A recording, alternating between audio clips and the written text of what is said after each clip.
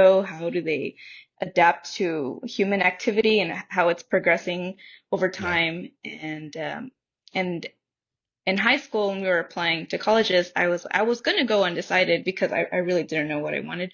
But then I forgot, like I had that spark. I'm like, environmental science. I feel like that's what I wanted to do. That's really interesting. So you go back in memories, like, what do I really like? And then Yeah, what that's do what I you really remember. like? They It just say goes, they say yeah. no, go ahead, go ahead. Sorry. Yeah, they say your inner child has all the answers you need. So I'm like, okay, my inner child wanted this, and I still want it now, and clearly I'm still into it. I love it. I love it. Now, so going to Appalachian State, you're kind of discovering environmental science, right? Because, you're going back and thinking like, what can I do? What were your ideas as you're going through college? Like maybe at the beginning compared to at the end of how your sort of image change of what you could do in conservation or wildlife biology or environmental science. hmm Well, like a lot of college students, when they first go in, they're kind of naive.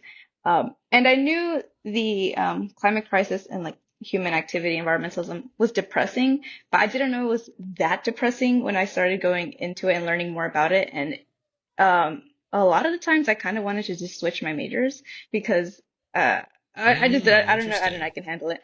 But I did always wanted to lean more towards wildlife conservation, and I'm still not where I want to do that at the moment, but hopefully in Hmm. the future.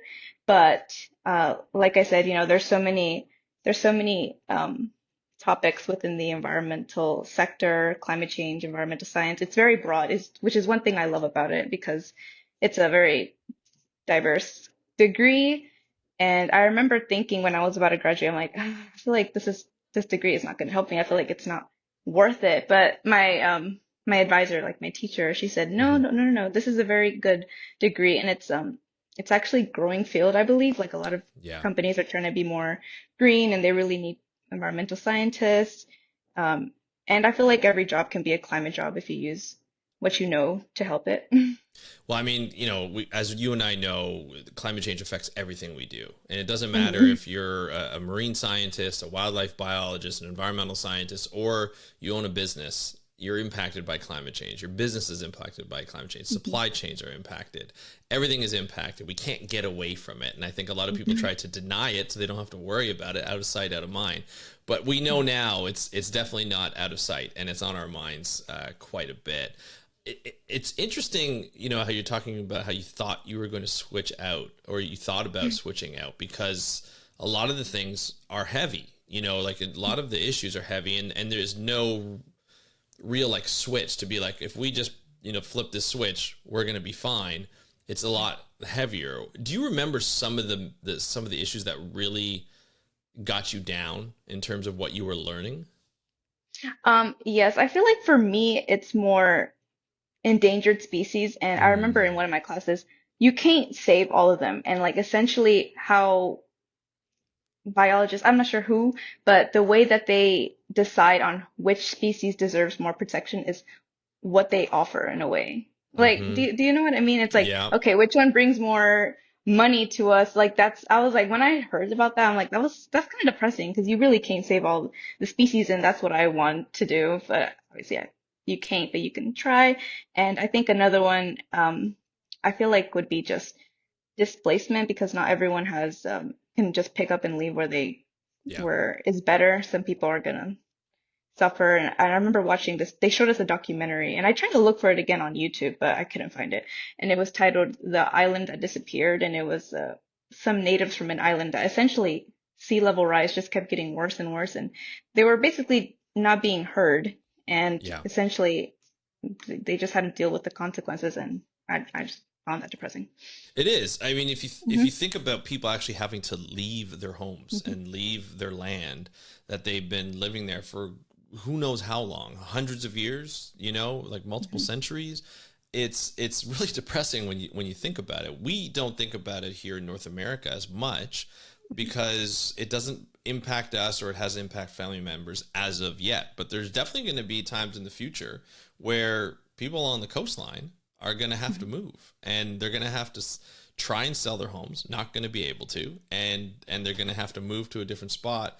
and they are going to be what we're going to consider climate refugees, because they had to move with nothing because their homes are flooded, or they can't sell, and they move. The ones that can sell are going to be, or that are okay with leaving a home, are going to be like the super rich, and that's the people who don't really care, and they have most of the power. So it's frustrating and depressing when you hear about that. But what made you, like, that's enough for a lot of people to turn off. Just like I know from my case with science communication, I started a YouTube channel when I was like maybe 24, 50, 14 years ago. And I remember my gym owner was like, yeah, I started watching your videos, and then I got depressed because you talked a lot about some like really depressing things. So I stopped watching it, and I was like, oh, that's interesting to learn, like in terms of how you communicate that. But what was it that really kept you in it? Because I can understand a lot of people leaving the field even while you're learning, because you're in college, you're like, I want to make sure that I'm going to be happy with my job. I don't want to have to watch all these species leave. What made you stay in that field? If I'm being so honest, I feel like it was the Lorax movie, where it's just unless someone like you Oh, cares an awful wow. lot, That was such a good unless movie. Yeah. yeah, but it makes me cry every time. It's like unless Yeah. someone like you cares a whole awful lot, things aren't gonna get better. It's really Yep. not. And I know because they say like I clearly believe there's power in numbers, and if we're being realistic, one person can make a difference, but it can only do so much. But still, Hmm. if everyone had that mindset, I feel like things really could turn around for the better. And yeah, I even have a sticker of it on my laptop. It literally has a quote, unless someone like you cares.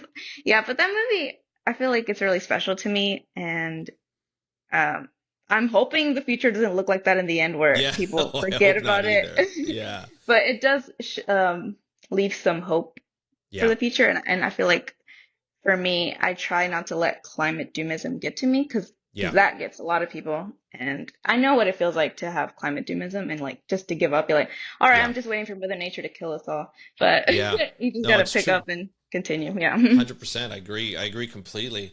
Mhm, It's really interesting. My kids grew up on that movie too. They're mhm, teenagers now. They still go back and watch that movie, and it's like there's some hard parts in it when you think about it. Because mhm, for me especially, I relate. I see it happening in real life, and it's not a far fetched story. Maybe sort of like what's happened in the movie is far fetched.